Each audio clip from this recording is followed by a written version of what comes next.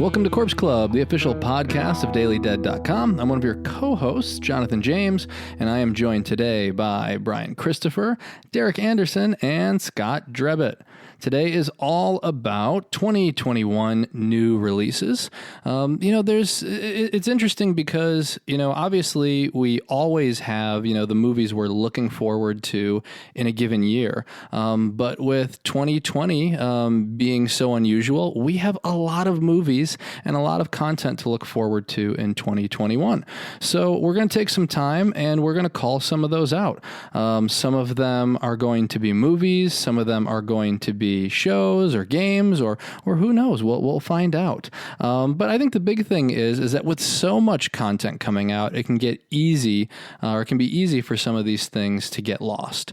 So we're going to call these things out. These are the things that we're keeping an eye out on, and hopefully we'll put some things on your radar as well. So I'm going to start with Scott. Scott, we're going to go with you first. What is one of the big 2021 releases that you're looking forward to? Well, I'm glad you said big because I'm going what for me is the big one in 2021, which is David Gordon Green's Halloween Kills. Michael's back as the box office dictates. Jamie Lee Curtis is back, Judy Greer, everyone minus, of course, poor Will Patton and Dr. Sartain. They're bringing back Rob Zombie's universe. No, that would be something, wouldn't it? I was a big fan of David Gordon Green's reimagining of Halloween, so I'm very much looking forward to this. And of course, when this comes out, we should have been seeing the final film that's already been filmed as well, Halloween Ends. But of course, we've learned about patience, and so everything's been pushed back a year. But I'm hoping that we'll be back in theaters by October. I know that's not looking good, but fingers crossed, knock on all the wood you can find. Maybe it'll happen. We'll find out. I'm remaining pretty hopeful. I'm hoping that the vaccine rollout it speeds up. Obviously got a new administration in, and if they can stay on their projected target, we'll have enough people with vaccines. So, I definitely don't want to rush it. But at the same time, they're hoping that, a lot of people will be vaccinated, by summer. So, the release date for Halloween Kills right now is October 15th, 2021, which sounds so futuristic. I have a tough time saying 2021. Really, I'm like 2020 was tough enough, but it was easy to remember because I don't know, you can kind of associate that with like vision or whatnot. But 2021, like that's the future. It feels like we were never going to actually make it out of 2020. So the fact that we can actually say 2021 seems very unnatural. Yeah, I keep tripping over it. But yeah, with Halloween Kills, I'm super excited to see it. Really enjoyed the first one and just curious to see where they take it. I mean, we know that Michael Myers is back. We kind of know he gets out, but I know there are going to be some surprises. I also know from just the little teases that we got is that the body count's supposed to be much higher. And so, I'm excited to see where the story goes. I've never been a diehard fan of the franchise. I kind of always stayed, within the first three movies, and I've grown. I know, and I've grown to appreciate them though. Honestly, this past Halloween, the only Halloween movies I saw was I watched 4, 5, and 6. So I'm learning to grow and appreciate them. So I'm along for the ride. I'm excited to see where they take it. Yeah, Halloween is a franchise for me where I enjoy it, but I'm not so attached to it that I have to worry about like if they mess it up. So this is just whatever this is going to be gravy for me. So I'm looking forward to either they release it in theaters, or if it's just not going to happen. Maybe they come to their senses and realize that like Michael Myers doesn't really need to be on the big screen, like to be effective. So, hopefully if for whatever reason we can't get back into the theaters by October, maybe they'll just finally cave and do the some kind of a VOD release, and then maybe save like some kind of a theatrical double whammy, and kind of bring it back around again for the month where I'm guessing the next year is going to be when Halloween Ends is going to come out. So I guess we'll see. As long as there is no podcasters in it, it'll be fine. It'll be the best movie of all time. I hate podcasters. Doesn't have any podcasters. Yeah, those podcasters, right? And story-wise, though, I'm really looking forward to it as well, because you have that with all the casting news, they're bringing back a lot of people that Michael crossed paths with in the original Halloween, like Tommy and Lindsay from the original Babysitting Night, and Marion Chambers is coming back. Nancy Stevens is Marion Chambers, and it's funny. I've been reading "Taking Shape" by Dustin McNeil and Travis Mullins, because I really wanted to read the second one. I'm like, I should probably read the first one first. But even in that one, they talk a lot about Halloween movies that were planned but never got the green light, and there was a lot of talk about bringing Tommy and Lindsay back in certain sequels that didn't quite happen in the way they envisioned.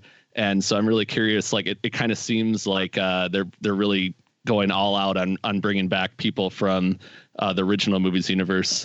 So I'm curious how that'll play out. And yeah, I'm just excited to see how they tie in like the hospital stuff. Will there be more homages to Halloween 2? I always loved how like Rob Zombie's H2, even though it was its own thing, had that really great hospital opening. So it kind of paid homage, but then it was totally its own thing after that. So I'm kind of hoping that maybe this does something similar. And yeah, and then we have a guaranteed another one after that. So it's kind of cool to have that security blanket and then see where it goes from there. Well, then there is no more because Halloween ends. So it's there's zero chance. You can't have a movie after that. Yeah. Well, actually, what they're kind of really the big spoiler is that they don't mean the movie, like that the holiday is going to end. Yeah. So they're going more Halloween 3. It's going to be pretty bleak. Yeah. They're bringing back original Sam Hain. Interesting. It's the final chapter though, so it has to be over. Halloween Begins. There's your fourth movie right there. Halloween re-begins. Hit me up, Blumhouse. I'll consult. I'll stay out of your way. Creative consultant Scott Drebit. Yeah. There you go. Okay, well, we are moving right along, and Derek, I'm going to go to you. Derek, what are you looking forward to in 2021? Okay, so I'm going to go to the small screen for this pick, and I really wish Tamika was on this episode because I'm pretty sure she's the only other co-host who's seen this show all the way through so far, and that is Riverdale Season 5. That's right, I'm going to the CW for my first pick. I'm pulling no punches this episode.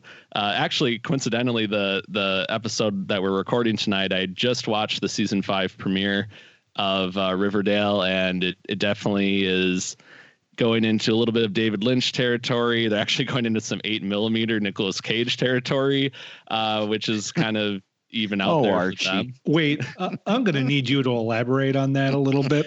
So currently there's this, one of the running plots is that somebody is making what seems to be fake snuff films, and it shows Archie and the gang, like people dressed up as them, murdering people, but now it looks like they're actually making real snuff films. So Jughead and Betty are trying to kind of go undercover in the snuff film market by like making their own fake snuff film, and they go to a rave, and there's all sorts of stuff happening. Look, man, like I know this conversation has been had, but like I'm sure aren't it has. Aren't the comic books about how like Jughead likes burgers? No, see, you're like way back in the day now. Like now there's what is it, Afterlife? The Archie Afterlife one was with zombies, yeah. And there's the Jughead werewolf one. There's Vampironica. But I know they've done like you know Archie versus Predator. I know they've done all that stuff. I really don't think you can point to the comic book sequence that has the snuff film. No, there's arc some to it. dingy. There's some dingy basement, and they're waving this plate of steaming hamburgers in front of Jughead, and they tell him if he does, this, and this, then he gets the plate of hamburgers. Oh my God, Riverdale is such a weird thing to me. That's what's great about it, though. Is like there's really nothing that they won't do, and it's like you could Roberto Aguirre Sacasa, who also did Chilling Adventures of Sabrina and wrote that comic book series. He's in charge of it, so he's a big horror fan. So they've done like homages to pretty much every subgenre you can think of, and one of the upcoming episodes is titled "Fire in the Sky," so I can only imagine what's going to happen there. But yeah, it's interesting. You're never bored watching Riverdale. That's the main takeaway. They're going to completely recreate, like shot for shot, the abduction scene from the movie Fire in the Sky. I mean, I can only imagine. Wow, for what, 12 people? Right. But that's the beauty of it. Maybe younger viewers are they're like, I need to watch like Blue Velvet, or I need to go watch Fire in the Sky after watching these episodes, because they're like, oh wow, this is, if I like this, maybe I'll like that. And then they're like, whoa, that's even more intense. But yeah, so I'm excited to see where it goes, especially because Chilling Adventures of Sabrina is over now, and I need my Archie universe horror fix. So I guess, the Riverdale, I'm all in on Riverdale. I still need to get caught up on Sabrina. I'm way behind. I'm like, I don't even think I finished season 2 on that yet. And I know it gets so good, so I got to put the time in. Yeah, I would recommend it. I finished the final season, and the ending is very polarizing. I will say that, but I'm thinking we maybe haven't seen the end of Sabrina, but we'll have to wait and see. But I enjoyed the last season overall, though, for sure. I'm on season 8 of Little House on the Prairie. We're down a Blu-ray player, and well, Is that the season where they get into like human trafficking? No, that's season 10. Gotcha. Yeah. Season 8 is where they wave a plate of hamburgers in front of Charles Ingalls, and he does this, and this for the burgers.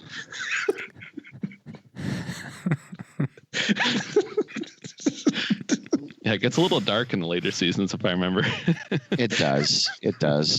Hence, why the ratings dropped off. But I stick with it. That was so stupid. Why am I laughing this hard? I don't know, but it's great. I'm kind of just taking it all in. For the burgers. Yeah. And Scott's deadpan's great. It's more deadpan than usual.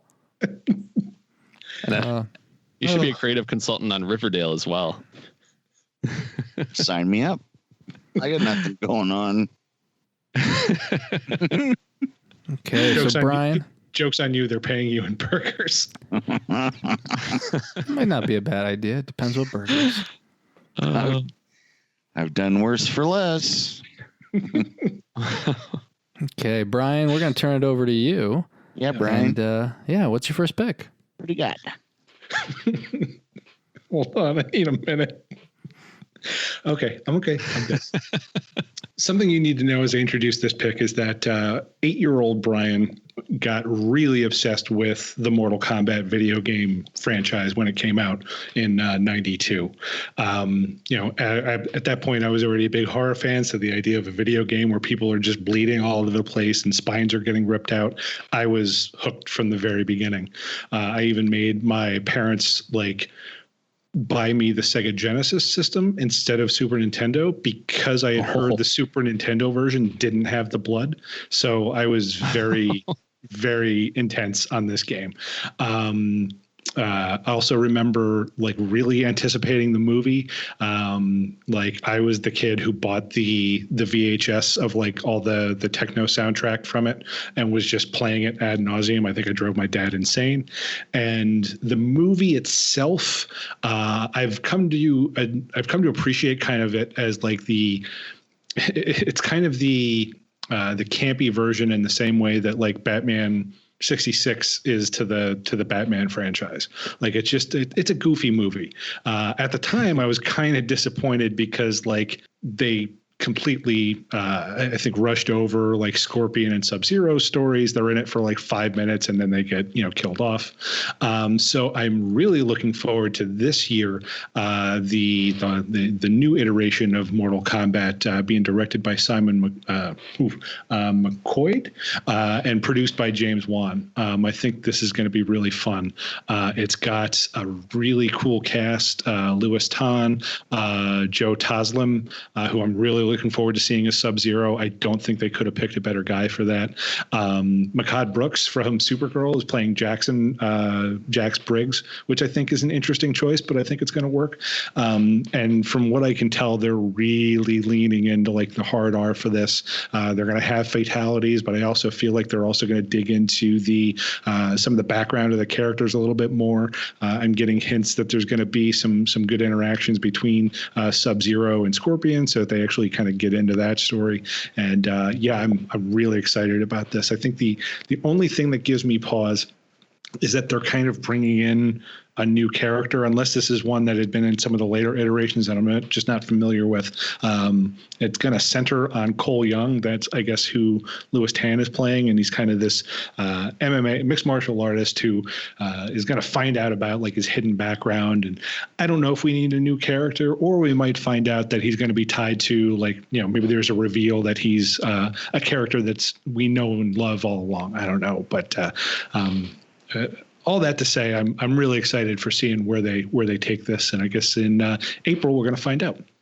And it could be maybe they're doing like an Alice and Resident Evil film series approach where it's still like they're the focal point, but then you still have all these iconic characters. But yeah, that is interesting. I actually just watched the original Mortal Kombat film for the first time a couple of years ago and had a lot of fun with it, and loved its, the more practical approach to it, being that it was in the 90s and the fight scenes and everything. And I remember that was like like you mentioned the blood in the video game. And I remember that I think I got in on like the second or third Mortal Kombat on the PlayStation. It was like, whoa, this is a lot more blood than Crash Bandicoot. So it was a kind of a notorious game. And I was almost, that was like, wow, this is how far video games can go in that direction. So it definitely has kind of like a nostalgic place in my heart as well. But I'll be curious to see, especially with James Wan attached, what they do with it this time around. Yeah, I love Mortal Kombat. I think when I started, it was like, when I started playing, it was Street Fighter first. And so I really didn't get into Mortal Kombat as much when the first game came out. I actually think it was the movie that kind of really pushed it over the edge for me. And then I really got into it. And then as you kind of got into more characters, I think that's when I had more fun with it. It's even though like Cyrax and Sector and Reptile, like they're kind of like, almost like spin-offs of the core characters. Mm-hmm. I still had a lot of fun with them. And I think we've bought every Mortal Kombat that's come out. I mean, we even got the Injustice games. So, so we've been playing it for a while. We got the new one too, but yeah, it's good. I do agree with you that I hope they really lean into the mythology. I hope somebody didn't start from scratch. I don't know why you would, because they have so much mythology that you can pull from the games. Mm-hmm. In some cases it's not the most original, but I think there's like a deep backstory that fans would appreciate. It's there as a basis to kind of work with. So I don't remember the original movie at all, but are they using any of that for this? Is this a remake? Is this a sequel to that? Does it have any association? Is it part of the canon? I think they're pretty much scrapping those original movies and kind of restarting. And I think it's probably closer, I don't know if in content, then at least in tone, to the Mortal Kombat Rebirth, or like the web-based stuff that came out and kind of got piqued people's interest to see that Mortal Kombat could be. It's always going to have an element of silliness to it, but you can take a little bit more of an earnest approach than they did in the 90s movie version of it. And so I think that's going to be it's going to be probably closer in feel to that. And it looks like it's the director Simon McCoy. It's his first feature film, so that's always interesting. I love to see when someone comes into a project that big for their first feature and kind of see how it goes. Scrappy and hungry. See how he does. Yeah, and that is supposed to be, one of the titles. I say supposed to because we just know some things are changing. So I expect that it's going to come out to HBO Max day and date. I believe that's one of the titles. The reason I say maybe is because I know we've seen some things move, right? Like Godzilla versus Kong is now coming out earlier. There's talk that Dune isn't going to hit HBO Max. So we may see some changes there. But as of right now, the word is that it's going to do a dual thing like Wonder Woman 84 did. And it's going to come out in theaters and HBO Max on April 16th. But we'll see. A lot can happen in 4 months. Yeah, I think it's more likely because I think the ones that are more likely to hold their date are the ones that Warner Brothers owns outright. And I think Mortal Kombat's among it. It's like some of them are co-productions. So like Legendary's got some co-productions. And that's where that got a little dicey. But anyway, I'm looking forward to seeing it. So yeah, I will keep this video game theme running. And my pick for 2021, my first pick is going to be Vampire the Masquerade Bloodlines 2. Of course, staying with my vampire theme. But I don't know how many people on the call or how many of our listeners have played 2004's Vampire the Masquerade Bloodlines. Not me. I think it's a really underappreciated gem. It came out from Troika, like I said, back in 2004. It was using the Half-Life 2 engine, which I think was really interesting about it at the time. So it was like a pretty advanced engine. And it's a very expansive role-playing game. It may not be as, detailed as, Skyrim, but it certainly was more detailed than what we'd get from games like that. For those of you that aren't really familiar with Vampire the Masquerade, it's a role-playing game series, kind of like Dungeons and Dragons, that came from White Wolf, and then it spun off into different types of games. There was a TV show back in the 90s that I vaguely remember. Brian, I don't know if you remember there was a trading card game that came out. Wizards of the Coast, I think, released it. I could be completely wrong there. If not, I remember getting it at the same time I got Magic cards. So I would play Magic the Gathering, but I'd also play Vampire the Masquerade. It's just less people played it. So, anyway, so... it's a lot of fun. And I think one of the cool things about it is it's kind of like Underworld, and that how Underworld deals with all like the vampire politics. Well, it gets that from Vampire the Masquerade, and Vampire the Masquerade goes further. So this game, which is a first person role playing game, kind of allows you to pick sides, become the type of vampire you want to be, and then, at least it promises to. And if it follows the first game, it will. There are like multiple ways to complete tasks and, potentially multiple endings and things like that. So really replayable. I've been looking for a good horror RPG to really dive into. This was originally supposed to come out this year as a launch title for the next gen consoles, but it got pushed back. And I'm okay because after we saw what happened with Cyberpunk, take whatever time you need to finish it and just get it right. I'll be honest, I hadn't heard of Vampire the Masquerade until I think it was like last year or the year before that I read a piece that Rumorg did about it as part of like a history of vampires in video games. So I am interested to see, so from what I'm hearing, there's a lot of different iterations for how this has come out in the past. But what's coming out this year, it is a video game, correct? That is correct. Yeah. Okay. That'll be interesting. So what are the game mechanics like? Is it like is it similar to like Diablo? Is it more like a first person, or like what's the gameplay like? I mean, I would say it's kind of like Dragon Age because it's, first person or like Skyrim in that way, but because of third person elements, that's why I compare it to Dragon Age a little bit more. So, it's going to be less hack and slash and more completing quests, more detailed quests. And likely, you're going to get a task from somebody. You're going to, have an option on how you want to handle it. Do you actually want to listen to what the person told you to do, or do you want to handle it a different way? Or maybe you get new information. You don't want to complete it. And then, usually there's some boss battles, like pretty standard RPG setup there. I think what makes this a little bit different, obviously, like I said, is because you are controlling a vampire. Usually you have to, feast on people. If you do it too much, you may become more animalistic and then start automatically feasting on people. I know you could at least in the original. And so I think they're going to probably keep some of those mechanics. And I really do like the ability to kind of customize your character, customize what they wear, customize all your weapons. So like I said, I think more Dragon Age if you've played that. It's actually reminding me of kind of like, especially the element of like, depending on how much you feed, sounds similar to kind of like a more gothy version of Fable, where you can take a more like good path or a more evil path. It kind of gives you the leeway to decide what kind of character you're going to be. That's another great example. So yeah, I would say certainly, pretty close to Fable. Cool. Do we know if Switch is going to be one of the platforms? It's not on the list I have in front of me, but I wouldn't count out the Switch because it's going for Xbox One and PS4 as well. So it means they can scale down. Yeah.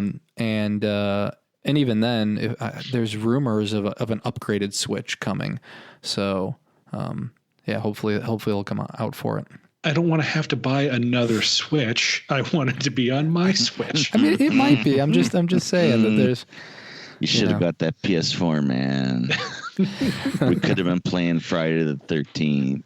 Could be up to my neck in Crash Bandicoot as we speak. Oh, exactly. Glorious. Okay, so we're going to turn things back to Scott. Scott, it's been a little bit, feels like, but it's been a minute. It's been a minute. But what is your second pick for us? Number 2 on my list, guys. We were supposed to get this, I think, in April, possibly May. And that is Darren Lynn Bousman's Spiral from the Book of Saw. Story by Chris Rock, because why not?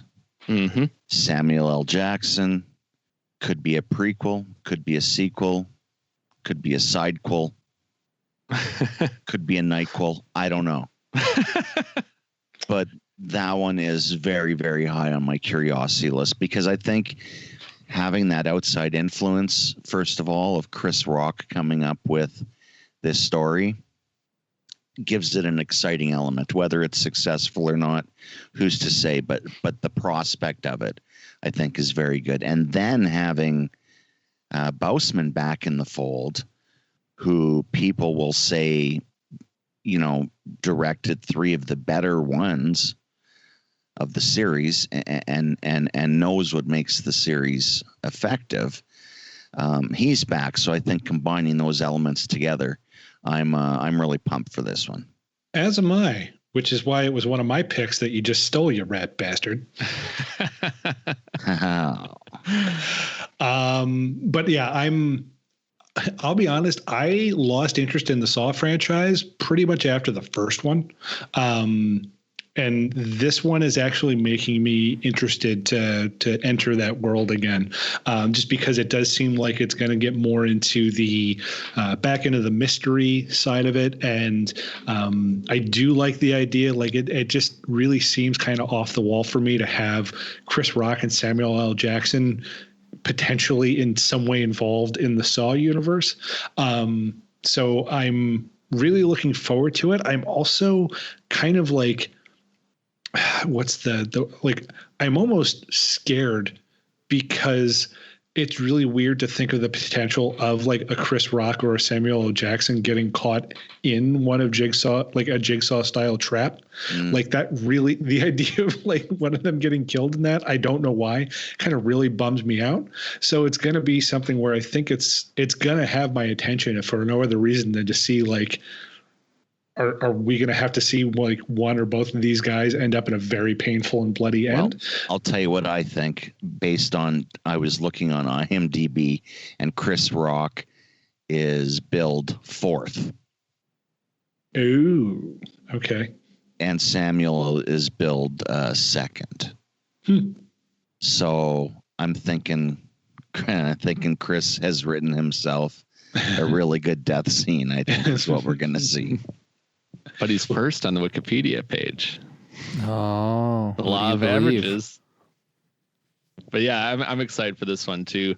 I love the whole like backstory of this is just fascinating. How Chris Rock kind of came to them with this idea and how he was a fan of the franchise for years. I just love like when people, you know, get involved with something and you hear that they already have that passion for it. And Chris Rock is just a great actor. I know everyone obviously has a comedy background, but he can really, I think, surprise people. And I'm really excited to see him in a role that looks like it's going to be really intense. And of course you got Samuel L. Jackson in there, and bringing back Bousman's very interesting. And it's also written by the guys who wrote Jigsaw, which I'm curious how that might all tie into it.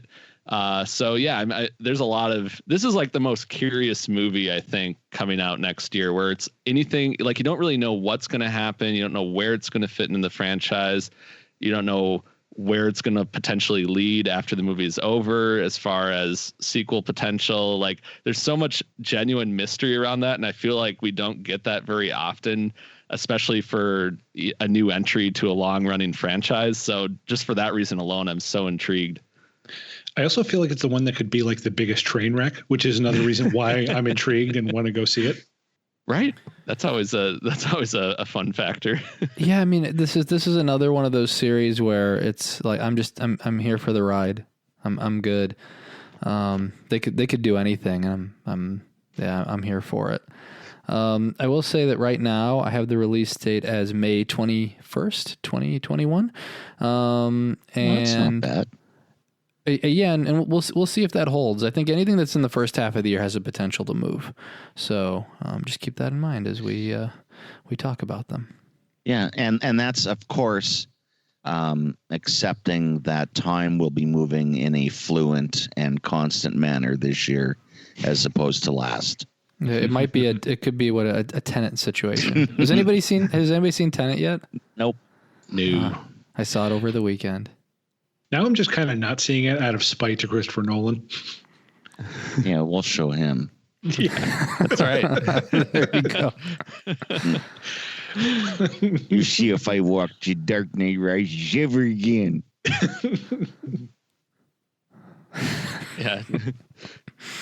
Got to revisit that Bane performance. Yeah. That questionable Bane performance. So let's move on. Where are we going next? We're going back to Derek. Derek, what do you got for us? Okay, I'm gonna, for my next pick, hop off the CW, go back to the big screen, and another movie that got delayed in all the stuff that happened last year. The Conjuring: The Devil Made Me Do It, also known as The Conjuring 3. The latest entry in the overall Conjuring franchise. But what I'm really excited about is that we're getting back to Ed and Lorraine Warren with this one, with Vera Farmiga and Patrick Wilson, who I just love watching those characters and those performances. And I'm really excited. Like I feel like we've been waiting for this one. I feel like it's been 2 decades since The Conjuring 2 came out. And I feel like I'm kind of in the minority that likes the original Conjuring more than The Conjuring 2. And so I'm kind of hoping that they get back. Like The Conjuring 2, don't get me wrong, I really enjoyed the movie, but I feel like there's so much going on in it. And I really like how they really just focused on, I don't know, how they focus on one thing a little bit more in the original Conjuring. So I'm kind of hoping that we get that a little bit more in this one. But regardless, I'm just really excited to see Vera and Patrick in those roles again, and to kind of we've seen a lot of really cool Conjuring side movies with The Nun and Annabelle Comes Home, which was kind of like a Conjuring movie with the daughter. But I'm really excited to go back to Ed and Lorraine and see if it still has that magic, and I think it will. Who's directing this one? Michael Chavez, who directed The Curse of La Llorona. Okay. I haven't seen that yet. So yeah, he's been in the James Wan-verse, and so I think he's definitely capable, and I'm excited to see what he does. I hope he gets a little more, gets to run wild with the whole Ed and Lorraine story. And yeah, I haven't really done like a deep dive into all what this one's going to be about. And I know there's some mystery involved as well, but I'm just curious to see kind of them kind of spearheading a case again, and not like a 10-minute cameo and then like, oh, this is kind of cool because they're kind of in it, but just like a movie with them again. I'm excited to see. Yeah, I can't wait for this one. This one's definitely near the top of my list. I mean, it wasn't on the top because I didn't say it, but it's near the top of my list. But no, I'm seriously excited to check this one out. And since I've been keeping the running total or tally, this one's going to be June 4th. I think this one's going to hit that because this is going to be on HBO Max. So you're saying I got to get HBO Max? I mean, or you can steal it from your 12-year-old cousin. I mean, not that HBO Max sponsors us in any way, shape, or form, because they don't.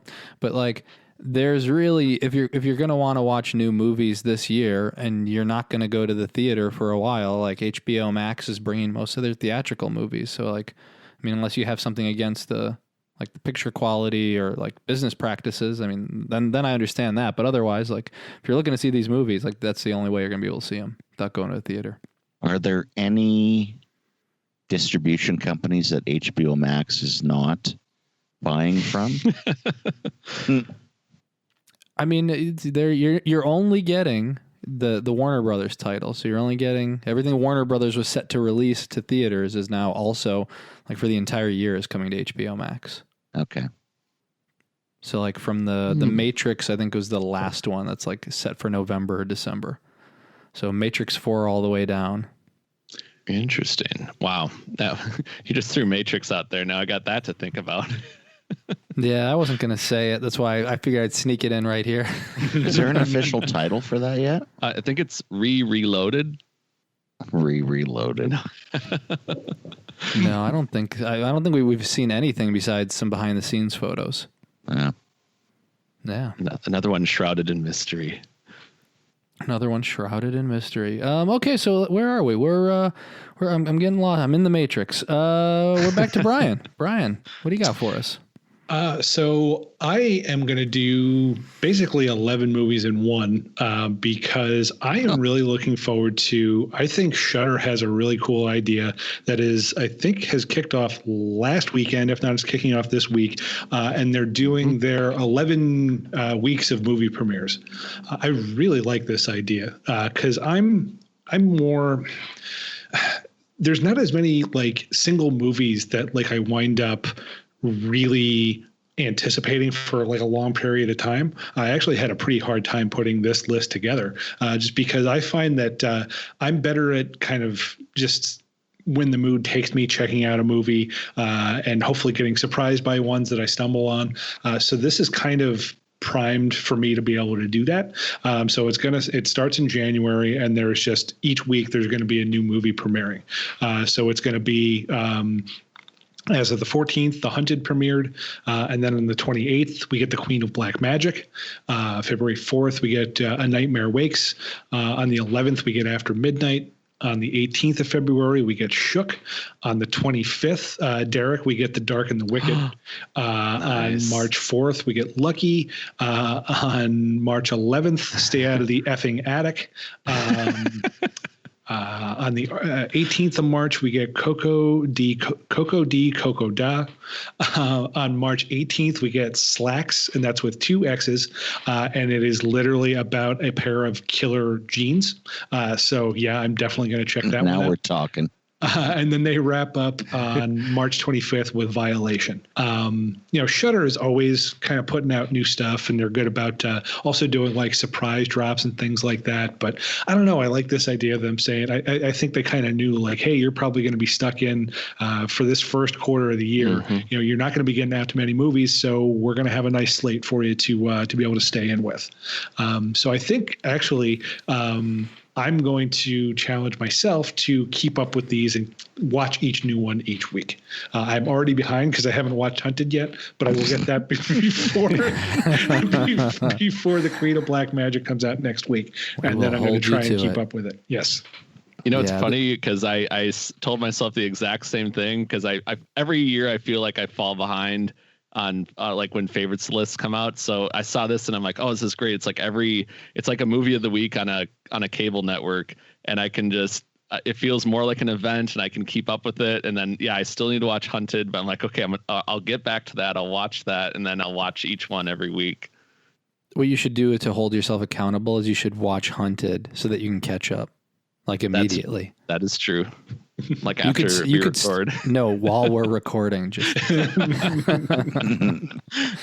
But I think Shudder is interesting because it is, you know, I think before it was a good value, like a couple of years back. Now I think it's, I keep advertising forever, but now it's the best value that that horror fans can get, because they're not only giving you like tons of these classic titles that if you were to buy them individually, like it would add up to a lot. And so they're introducing horror fans to maybe titles they never even considered watching. And so I love that. But then with all the premieres, like they are literally helping fund and give life to indie horror. And so many movies are coming through their service, and they're having so much original content. And it's great to see what they've been able to do. And like this year, especially with this 11 weeks of premieres, and that's not even it. They have more announcements coming out. So I've just been really excited, not just to see Shudder grow, but more to see like indie horror grow, and to see that there's a home where people really care about this. And yeah, it's been great. And also, like, super knock on wood, but like the only streaming platform that I can think of that hasn't jacked up their prices as their platform has expanded. Yeah, that's true. Definitely one of them. Yeah. Well, and Tubi's still free. That's why I said one of them, because I knew somebody was going to come up with an exception. I knew it was going to happen. For now. Tomorrow, but you want to talk about an expansive horror collection. Tubi is like going to a video store every day. And on that third day, someone peppers in 3 or 4 new ones that weren't there those 3 days before, and on and on and on and on. It's always like that on Tubi, and man, is their selection killer.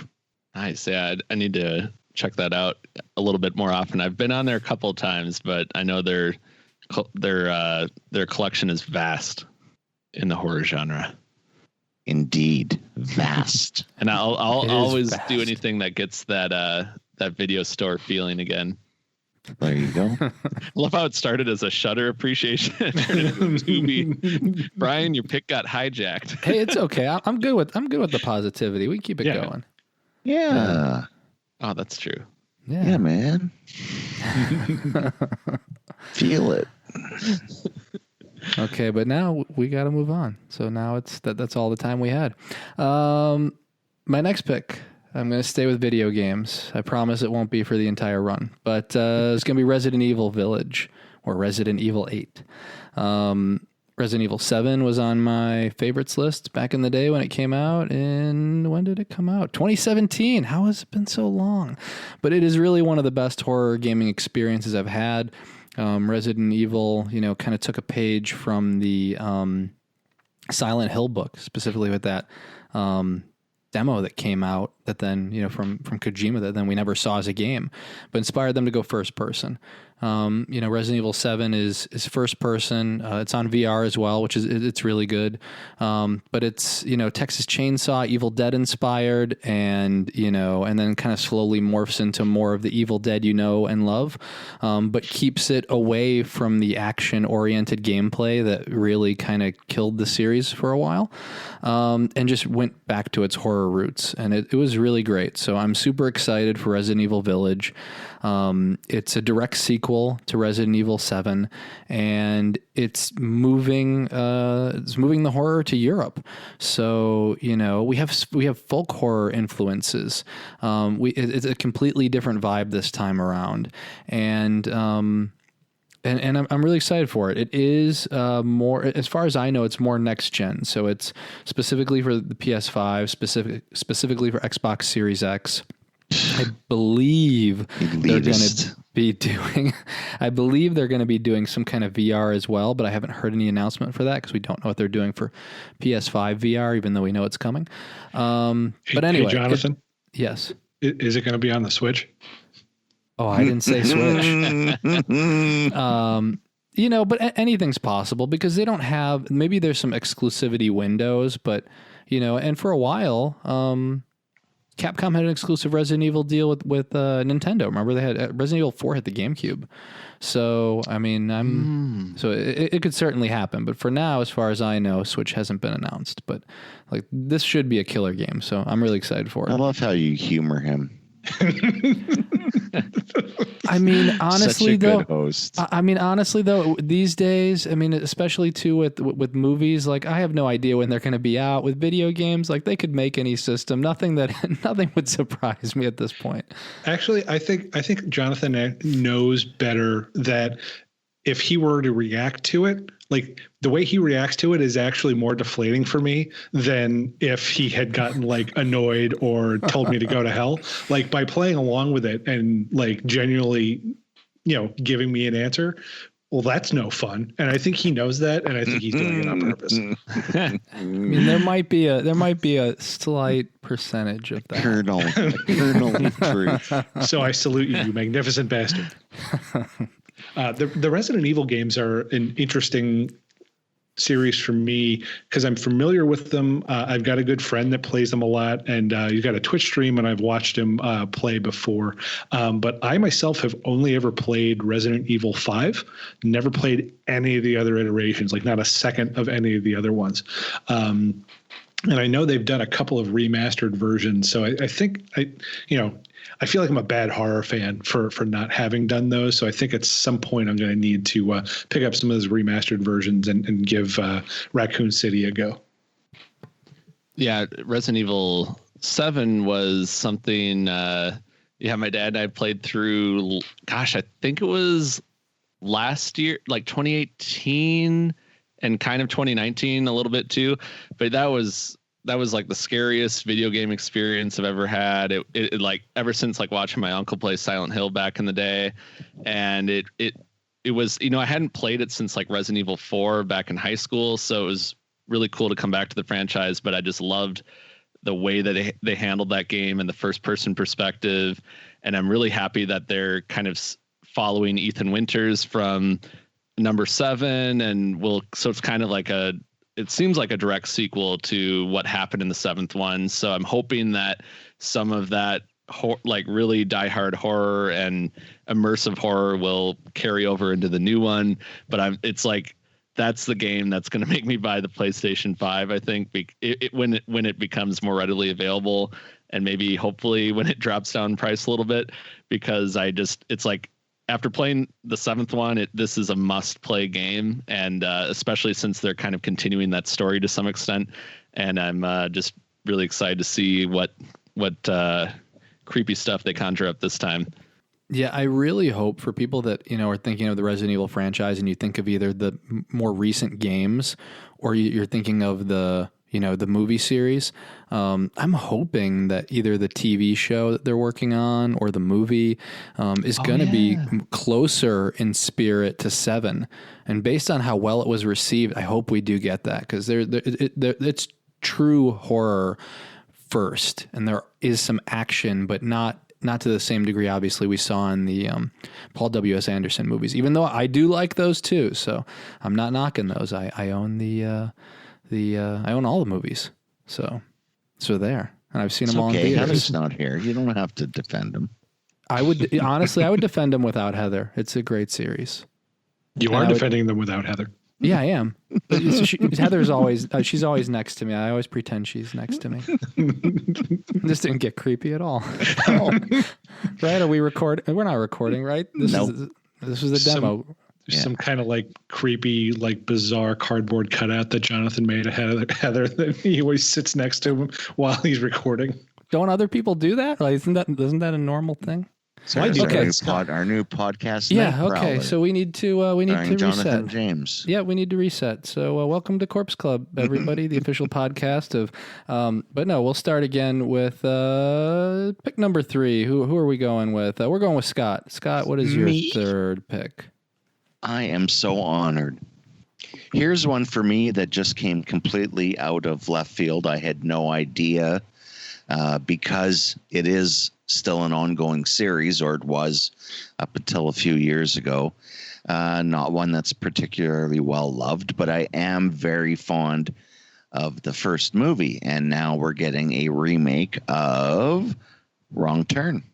Oh, right. And they just dropped a trailer for it, I think last week, perhaps. Mm-hmm. And it actually looks pretty decent. So, anytime they ring that, they ring that dinner bell of backwoods, exploitation, I come a running. And just going by the trailer anyway, it actually looks really interesting. And looks like it could be a lot of fun. So I'm pumped for that one. Oh, and it's written by Alan McElroy, who wrote Halloween 4. And the original Wrong Turn as well. That's right.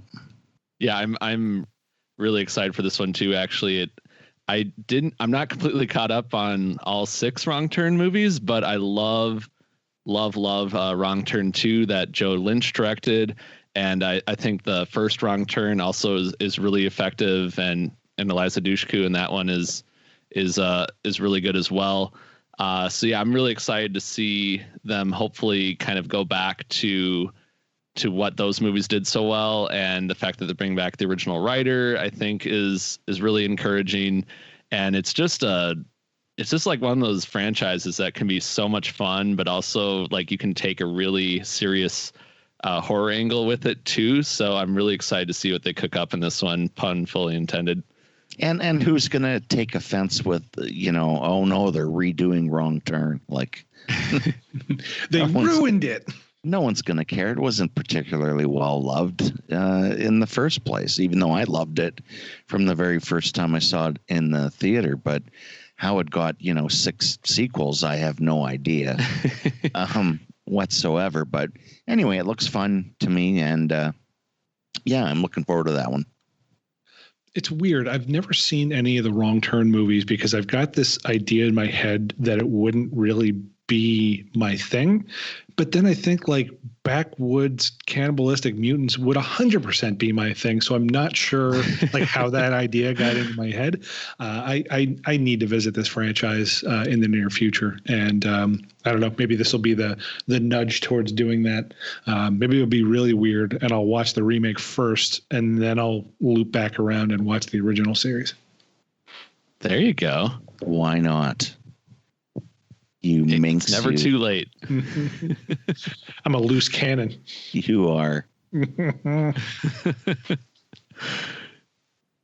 Okay, well, Derek, I'm going to move over to you. So you better be ready with your third pick. Oh, gosh.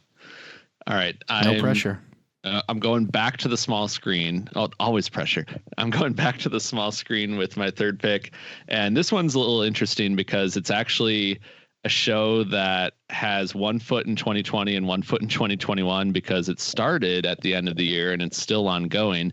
And that is the new Stand miniseries. And my pick is the second half of the series, which has yet to air, because I really want to see how this ends up. Because Stephen King, I love the book. It's one of my favorite books ever, Stephen King or otherwise. And but of course, Stephen King is writing like a new ending to this one, so I'm really curious what he does with that. And I've liked the series for the most part through the first 4 episodes. I think 5 are currently available on CBS All Access, and I really think they're doing some really good stuff with it. I also agree with Heather had a really good write up on it. I definitely agree with some of the things that she doesn't like about it. I think anybody who's kind of wondering about the series should go read her article on that. But for the most part, though, I'm really excited to see where they go with it. And I think they casted it pretty darn well. I think there's a really intriguing set of characters, and just the fact that it may not end like we all think it will is intriguing enough to see it through. But yeah, they're really not holding back. CBS All Access, I feel like they pretty much gave them permission to do anything they wanted based on some of the content in the first few episodes. And it's kind of a hard show to watch right now because with COVID-19, Captain Trips, there's definitely some parallels there. The over flooded hospitals and just the disintegration of humanity in some respects. There's a lot of parallels there. It's hard to watch, but I think overall there's a hopeful undertone, and I feel like we're starting to get more hopeful now in real life too. So I feel like it's going to be really fun to watch these final episodes. I do have to confess, a few episodes ago, I think in December, I said I was reading The Stand. I got to around, I don't know, the mid 500s and realized that I had like 700 pages to go, and I had to type out. That's where it gets good, man. You just got to give it like 500 or so pages. Once you hit page 800, you hit your stride. It's not even that it wasn't good. It was just like, I can't dwell in this for another 700 pages.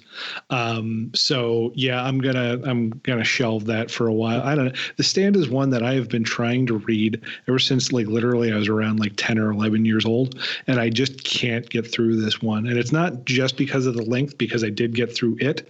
It's just very for me, it might be an issue of there's too many threads, and maybe we keep going off with all these different characters, and it's hard for me to kind of really get into the groove of any of them. It's part of why I'm also not great with, I don't read a lot of short story anthologies. I'd rather read something where it's kind of like one continuous story where you really get immersed in it. And there's just something about the way The Stand is structured that I just can't, it keeps kind of like jarring me out of getting into the rhythm. I'm sure at some point the stories are going to weave together in a way that maybe it'll kind of get a little bit more kind of in line with the way my brain kind of connects to things. But I'm not going to know that for a little while, because I need to take a break. I'm intrigued by the miniseries. I've heard very different things from people thinks it's people have said it's fantastic. I've heard some people say it's crap. Some people have said somewhere in between. So at some point I'll probably give it a watch. Yeah, it's just the Stand is just one of those ones that for whatever reason, the only version of it I've ever gotten the whole way through is was it Mick Garris's miniseries version from the mid early 90s. Yes, yeah, that's, and hopefully this will direct some more people to that one as well. But yeah, and you might like the series more than the book, because the series does jump around a lot as far as like timelines go. So it kind of like picks up speed, like it kind of puts you right in the middle of it, and then it does like Lost style, where it's like, okay, but this is what happened before, and then it's like, but this is what's happening now, and then it kind of goes, and then here's what happened in between that. So it's kind of which can be frustrating, but also it like keeps things moving a little more. I know like the book really it's very linear as far as everyone's kind of off on their own, and then you slowly come together, and then it's like, okay, now we're all jamming together, and now things are happening. So I think you might like this version. Maybe you'll find it more approachable. I haven't seen any of the new show yet. I'm a fan of the one from the 90s. I remember watching that as it premiered. But I have heard from a lot of people the main concern that a lot of people seem to have is the narrative structure in this series, and that it jumps all over the place chronologically, and it becomes hard to for those familiar with the story. It just destroys the story, the flow, and the motives of the story, etc. So I know I'll get around to watching it, but I'm not in any particular hurry at this point. And I will say, as much as I do love James Marsden, is it possible to cast a better Stu Redman than Gary Sinise? Yeah, he's perfect. It's hard to argue that, but he does. I don't know. I feel like he fits the bill too. Like he does East Texas pretty good. But you're right, Gary Sinise is hard. That's hard to top. It's not. They should have had Gary Sinise back as another character in this one, just to kind of like wink at that a little bit. Rita. Hey, why not? It's Sinise. Okay, well, let's move over to Brian. Brian, what's your third pick? All right. Well, Jonathan, I know you said you were going to try and get away from video games moving forward, but I'm going to bring us right on back into video games with a installment to a franchise that I've read may come out this year, so I'm counting it. But I also know the way Blizzard tends to put out games, it's either going to come out this year or sometime in 2036. I am talking, of course, about Diablo 4. The Diablo franchise is probably my very favorite video game franchise. It blends two of my favorite elements together, which is kind of the fantasy world building and horror. And it just the first installment, like the original, is just such, it just kind of like, it was so groundbreaking in what it did, and just kind of took video games to an area that I don't think they'd been taken to before. And it's just been interesting to watch the series evolve. Now, one of the things, and I think we've talked about this in a previous episode, but Diablo 3 is kind of, some of the complaints about that was that it was veering more into the fantasy side. And I've heard, Jonathan, I think it was you that was talking about this, that they really want to bring 4 back to the horror roots of the franchise. That is correct. And so, of course, I'm really looking forward to that. They're introducing kind of a new big bad in Lilith. So I like the idea that they're going to kind of play with some of the Lilith mythology. I think they're going to be taking things a little bit more basic with the different the types of characters you can be, but they're playing with some different attributes you can have. You can be angelic, you can be demonic, you can have ancestral powers. So now, I just love, part of why I love this game so much is all the interesting mythology that they dive down into. And they're kind of borrowing from some stuff that's already kind of out there in terms of like religious mythology. But they, I think, kind of take it to whole new places that just winds up being a lot of fun, very very lush, very full, robust, and just a lot of fun to play with. And it's got a lot of repeat value too. If you play with different characters, it's a very different experience. Like the same basic beats happen, but the gameplay is very different, so it gives you a different experience. So, I'm very much looking forward to seeing what they do with number 4. Yeah, that makes 2 of us because, I love the Diablo franchise. I remember watching my dad play it for hours, the first game in the franchise, and then during the pandemic, we've been playing the third one. I actually bought the third one like right before the crap hit the fan with the pandemic. So ended up playing that for the first time and have played it once with my dad, and now with my dad, my sister, and brother-in-law. We've all played it together. So it's been awesome to, go on those quests and slay demons and zombies and all sorts of fun stuff in that game. So I'm super excited to see where they go in the 4th one and kind of what they do going forward with the play, kind of the whole structure of the game and the story and everything, especially after everything that happened in the 3rd one. And and I'd love to see some of the horror elements come back, because I remember being kind of freaked out by that as a kid watching the first one. And so I would definitely love to see a little bit more of that. But yeah, this is, and like I said, it could be this year, it could be 20 years from now, depending on when it does come out. But I'm going to try and get in on this one right away this time. Yeah, I'm excited. This will be a day one purchase for me, but I'm not getting too excited. Because who knows when the hell day one's actually going to be. Yeah. But whenever day one is, I will be there. So we'll move back to me, and my pick is going to be Venom comics, basically. It's a series called Venom.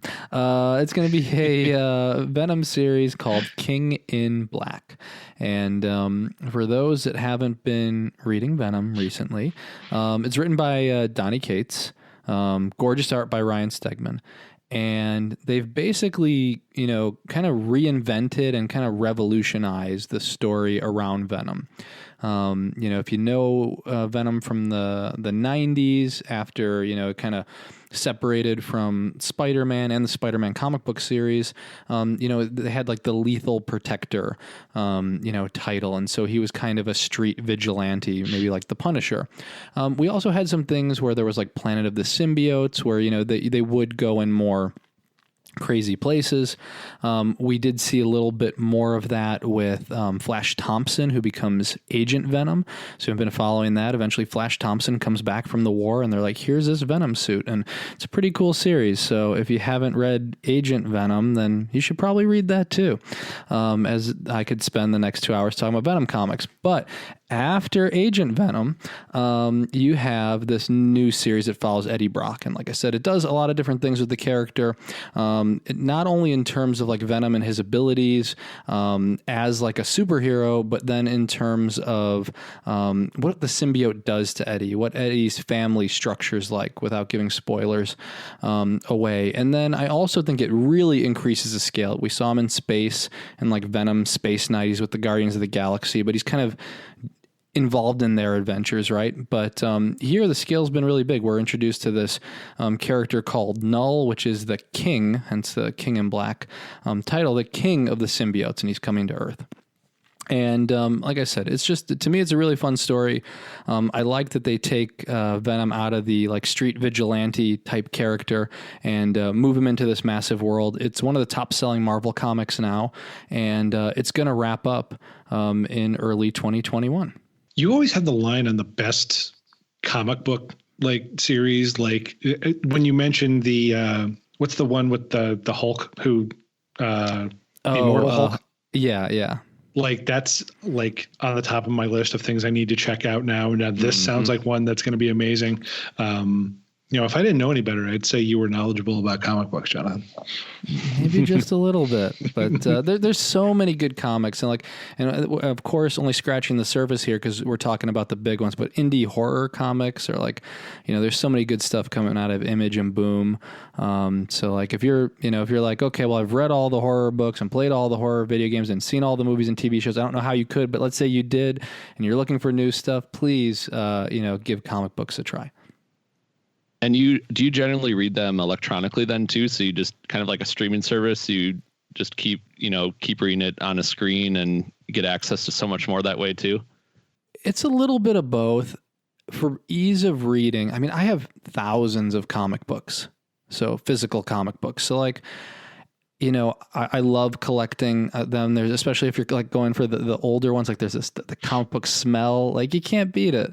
So it's like, I always love collecting older comic books, and I'll pick up newer ones too. And especially, during COVID, I wanted to support different comic book stores locally. So I made sure that even if I wanted a digital copy, I was still picking up things from them as well and reading the physical copies.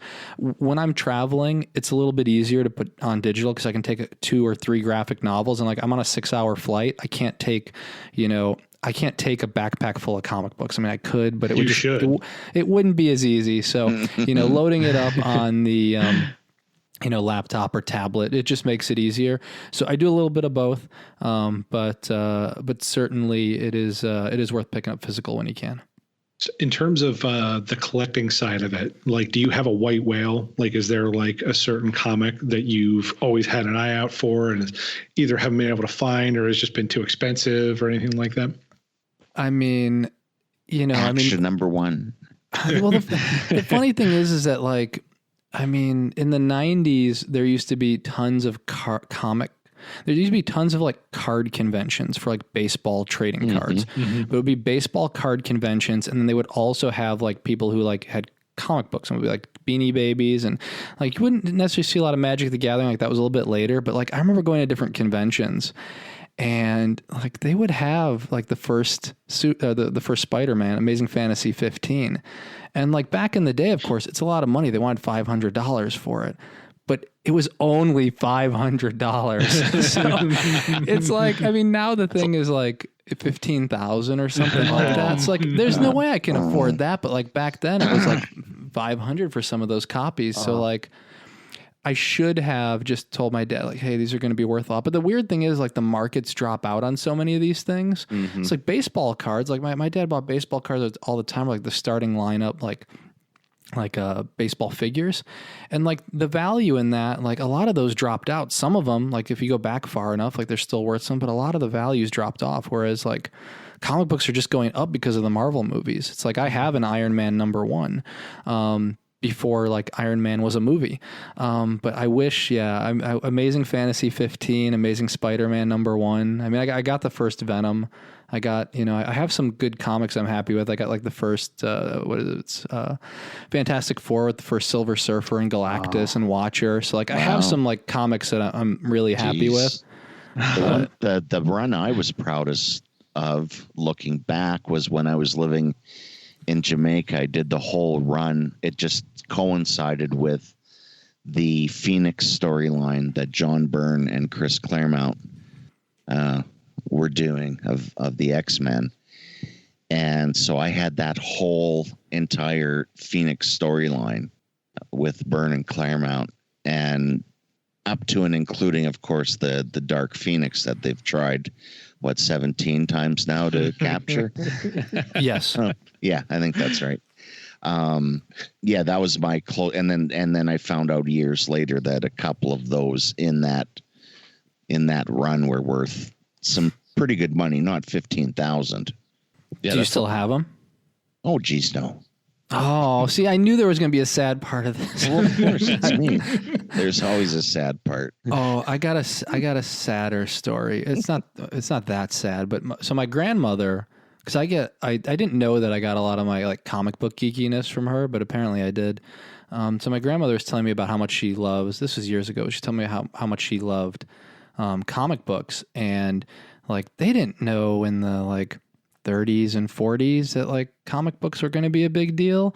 So like they would just like fold them and roll them and trade them. But like she used to have like old Superman and Batman comics, and like she's like, and I had them in a box, and she's like, and we moved. I'm like, I didn't need them, so I just threw them out. I was like, pulling your hair out. You could hear Jonathan's heart tear when she said that. Probably about $50,000 worth of comic books. Well, there's this story about these two dudes that are like, they go up to their attic, and I'm exaggerating, or like, I'm not exaggerating, but like paraphrasing some of it. Like, so they go to their attic and they find like an Action Comics, #1. So like first Superman. And they know they have this like $1 million comic in their hands, and they're like, they're looking at it like, and they fight over it, and they rip off the cover. Oh, they rip it. And even with the cover ripped and the guy had to get it restored and reattached, they still made like $500,000 off of it. But like if the idiots hadn't ripped the cover off, they would have had double that. Yeah. Oh, that's a moral tale if I ever heard one. It is. Don't be a dumbass. Don't It's the fight moral over of old so many comics. stories. It is. I think you go ahead, Derek. Oh, the series I had the most continuous run of, and I did this intentionally, was remember when the Thing left the Fantastic Four and he had his own series for a while? Oh yeah. I did. I was like, okay, this is a manageable number of comics where I feel like I can actually start and end this, and I think I got like 30 or something like that of those issues. And then I know he like had the Secret Wars tie-in and that kind of stuff, but I was actually working at for one summer, I worked in a comic book shop that had like a warehouse in the back, and I would alphabetize. Well, first I like organized all and priced all of like the sports cards, because that's what I was really into. And then I got into comic books too, and I like would alphabetize. I would go there and alphabetize comic books, and I got paid in store credit. And then eventually I had to go, like football season started, and I left, and I never like got that job, continued that job. And I had like $100 of store credit left, and the store, it still exists. It's just in a new location. So I'm wondering, like 15 years later, could I just walk in and be like, hey, I got $100 left on my tab. But always try it. Yeah, we'll see. But the Thing was my thing. Now here's a hard-hitting question for you. Mm-hmm. Because I've long held the theory that the reason none of the Fantastic Four movies work is that the Fantastic Four are, shall we say, kind of a bland supergroup, as it were. When he's on his own, because I've never seen one of those characters outside of that dynamic. How is he? Does he play better on his own? I think so, because he's, with the Fantastic Four, he's always just getting pissed at Johnny and losing his temper. So he's kind of more of a one-note character. But on his own, he was kind of this more of a tragic character. Like, he was lamenting like his wife, and he was going through all this emotional stuff. And I feel like 2 people. What's that? He got pissed at 2 people. Yeah, yeah, exactly. They added some layers there. So yes, I would say it was more Shakespearean on his own. Ooh. But yeah, I do agree. I feel like those characters could all have their own comic book on their own, and it would be interesting. Well, not necessarily. I was just curious if the thing was. Well, yeah, I think if I had to write it Christmas next year. But if I had to write a comic book with only one of the Fantastic Four, I think I would take The Thing. Yeah. I think that would be the most interesting of them. Yeah. Mm-hmm. Well, he kind of got the whole, I mean, he had a much bigger, like, different way of life after that accident than I think any of them. Yeah. Yeah. Reed's name should be just Shut Up and Fly the Ship. That's what his name should be. Useless tit. And that's our cue to circle back. Scott. Oh, hey, is it me? This is it's your last one. This is it. Oh, okay. Now, tell me if you've ever, I'm going to give you a synopsis from IMDb. Tell me if you've heard this story before. The graduating class at Osborne High is being targeted by a masked assailant intent on exposing the darkest secret of each victim, and only a group of misfit outsiders can stop the killings. That's kind of a new take. Is that the Hellraiser remake that's coming out? Or? No. The point I'm trying to make is that could be 666 slasher movies from the 80s, but I have a feeling that there's someone inside your house. Could be a spoof, possibly. It's based on a book from 2017.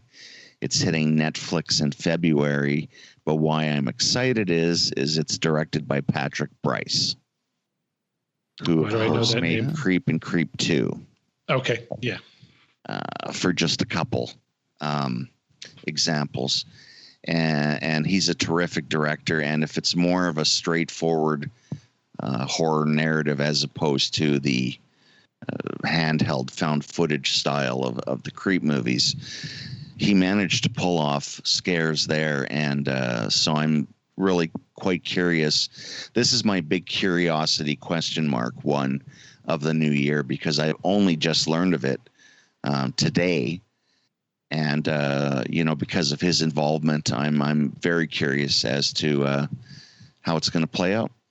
Yeah, this book has been in my to-read list for a while. I still haven't gotten around to it, but I'm really excited for this one too, just based on the fact that they're kind of calling it like a throwback to 80s and 90s slashers. I think there'll be some, with the 90s part there, I think there'll be some self-awareness, and I just love high school horror movies, especially with the slasher story. I think that's just a lot of fun. And I'm and with Netflix, I mean, Netflix is, Shudder's definitely got the market corner down when it comes to horror, but I feel like Netflix with some of the releases last year, and looks like they're going to continue that this year, they definitely still have some quality horror left in the tank. So I'm hoping that this one will get an audience and will live up to the hype.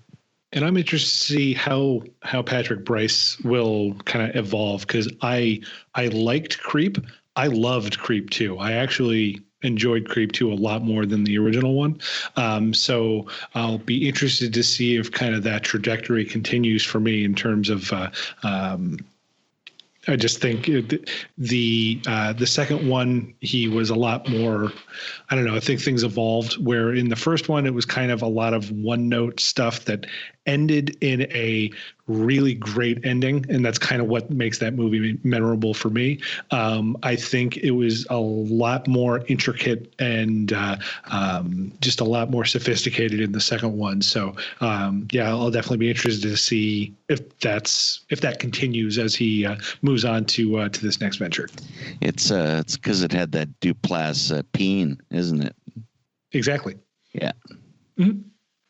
Okay, then. That silence means we'll just that let that hang in the air. We're moving on. And Derek, we're at you. It's your last pick. All right. Well, this is What's another. it going to be? Well, I'm going back to the big screen. It's another highly anticipated film that got delayed in the pandemic, and that is Nia DaCosta's Candyman. Yeah. I'm glad someone brought it up. I'm glad people keep taking my picks because I really like scrambling to come up with stuff at the last minute. Love it, Derek. Now, Derek, just give a 10-second synopsis so I can go right over to Brian. Right. Yeah. The one time I actually won't talk too much. Okay. So sure. This one, not bloody likely. Right. This is another one I'm just really curious about. I loved the trailers that we got for this. This story, the whole mythology of the Candyman, going back to Clive Barker's short story, and then what Bernard Rose did with the first film adaptation, and how they're kind of like teasing this as a reboot, but also like a continuation of the series, and Tony Todd's like involved to some extent, and it kind of looks like there's some possession stuff going on. So I'm just really curious. I mean, it's a phenomenal cast. Coleman Domingo, I'm really excited to see. I've been watching him on Fear the Walking Dead for years, and he's such a great actor. And Nia DaCosta is going to do the new Captain Marvel movie, so I'm really excited to see what she brings to this universe as well. So yeah, there's just a lot of stuff to be excited about. But I'm just really excited to see this story come to life again, and I think we're long overdue for another Candyman movie, and we might have had to wait a little bit longer to get it, but I think it'll be well worth the wait. I'll be honest, I was lukewarm on this until I saw the trailer for it, and then I'm like, yes, I am 100% in. Like the moment that they needle dropped Destiny's Child "Say My Name" in like a creepy fashion. Oh yeah. Like, I am 100% on board. Yeah. This is one that has been really grating my nerves watching them continue to push it back. So I hope August holds. And I feel like that's a good release date too, because it gives us enough time. I feel like that one might actually hold. Fingers crossed. Because if that doesn't hold, then that means Halloween probably doesn't hold nothing. Yeah, nothing. Then we're really screwed. Yeah, but I mean, I'm really looking forward to I'm just looking forward to going into the movies with people. I obviously am not going to rush it. I'm gonna wait. I could wait a year if we need to. At the same time, I'm excited to get into a theater with a ton of people who are scared to see a movie. It's fun because I love taking my family to the movies and we do watch stuff on because like I said, we have a projector, so we watch stuff on my screen, but it's just not the same scale as taking them to the theater and watching my mom throw her popcorn. So no, but on the other hand, it could be worse, and we could be having no new content right now, or upcoming. Oh, right. Mm-hmm. If we had no new content, I would be able to catch up on all my Blu-rays. Well, yes. So let's go all or nothing here, folks. There's your first world problem, darling. I can't catch up on my Blu-rays. There's too much content. Too busy counting your content. But it's true, though. I mean, we may end up seeing these on our home theaters or our laptops or whatever. But I think the fact that we're still getting these movies this year, and I think in any format, I think we should just still feel lucky. Oh yeah. I agree with you there. I'm in some cases they're not going to give us the movie until it's in theaters. At least we've seen that. Like we've seen Warner Brothers right now. They're going all in. They're saying we are going to give you every movie in our catalog, for the most part. But then you have Universal, which is I think they would move Halloween again. So I just they don't think it makes economic sense for them to release it on VOD. Right. So I'm worried we'll get the same with Candyman. Stay tuned. But not to bum us out, because not to bum us out, Brian. Bring us back up. What do you got for us, Brian? See, I did that off the air. What do you got for us, Brian? So I am going to go with, I don't think it's strictly horror, but I'm going with A24's The Green Knight. Okay. Directed by David Lowery. And the thing I'm most excited for is Dev Patel, who's blossoming from kind of like the aw shucks big-eared kid from Slumdog Millionaire to this just like scraggly haired bearded smoke show in The Green Knight is just, I'm very excited to kind of like see this evolution and to you sound it. Yeah. And take that excitement however you will, Scott. But no, I just love everything about the way this movie looks. I've seen the trailer, like I've only seen it once, and I don't want to dig too much farther in. Because I don't want to, this is one I want to go into kind of cold, even though it's based off of a very old story. But I'm sure they're going to do some different things with it. And I'm interested to see where this is going to go, to kind of see what, it looks like they're giving some at least horror adjacent vibes to it. So I'm interested to see how this all pans out. Now, can I ask, because I don't know anything about this, its backstory, etc., whatever, but, and this may be a really stupid question, but David Lowery, mm-hmm. Is it the same David Lowery who was the lead singer and songwriter for Cracker and Camper Van Beethoven? Well, he's 40, so I don't think so. I think that David Lowery's got to be older. Gotcha. But yeah, the trailer for this one really intrigued me too, and I feel like this actually, it almost seems like a Skyrim movie come to life, like just the fantasy element of it, like the dark fantasy of it. And I don't feel like we get a lot of those movies nowadays. It almost seems like it's harkening maybe back to some of the sword and sorcery of the 70s and 80s too, in a way, but it's coming out from A24, so it could also be literally anything, and it could subvert all of those expectations.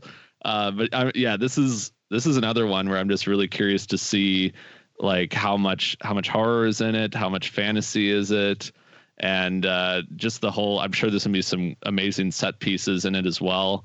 And it looks like it actually ties into like some King Arthur mythology, which I love, the King Arthur stories and that whole world. So, and I love really new takes on that entire mythology as well. So yeah, we'll see what happens. And I have a correction, or not a correction, but just so everyone out there isn't as stupid as I am. David Lowery directed the Pete's Dragon remake, and he directed A Ghost Story in 2017. Oh, another A24 flick. So I'm assuming this would be probably his biggest budget, I'm assuming. I think so, based on the trailer. Yeah.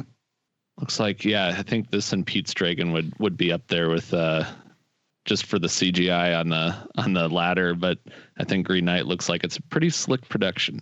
Yeah, I can't wait to see this one. And when's it coming out now? What's the date, Brian? Let me see here. Looks like July 30th, 2021 is that's what I'm seeing too.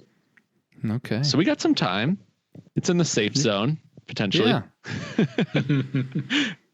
And it's we've seen like Saint Maud got pushed back from A24, so I feel like they're kind of holding some movies and hoping that they can get as many eyes on them as possible with like a multi-platform release. But hopefully we get to see these movies this year to some extent in any form. Otherwise, I'll just write fan fiction. We can settle for that. Oh, we want that as well. I want Joey Lawrence on all fours with a plate of hamburgers in front of him. And he does and then this Joey and this Lawrence and does this and this for and the this hamburgers. for the I knew the hamburgers was coming back. I tried to get us out of this episode, listeners, before the hamburgers came back. I've been going faster than usual because I knew the hamburgers were coming back.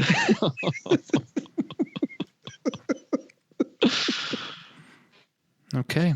Well, I'm gonna move on because I'm gonna close this out. Yeah, I'm gonna close this out. And my last pick is going to be Jacob's Wife, and it's directed by Travis Stevens.